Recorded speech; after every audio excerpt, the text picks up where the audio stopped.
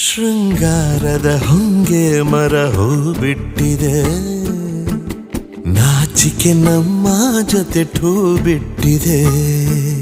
ಕಳ್ಳಾಟಕ್ಕೆ ಮಳ್ಳ ಮನಚಿ ಅಂದಿದೆ, ಚೆಲ್ಲಾಟಕ್ಕೆ ಚೆಲುವು ಹೂ ಎಂದಿದೆ. ಇಬ್ಬರ ಕಾಮನೆ ನೂರು, ತುಟಿ ಕಾಯಕ್ಕೆ ಕಾರಣ ಯಾರು? ಇದು ಗೊತ್ತಿಲ್ಲದ ರೋಮಾಂಚನ, ಹೋಗಿ ಬಂತು ಪ್ರಾಣ.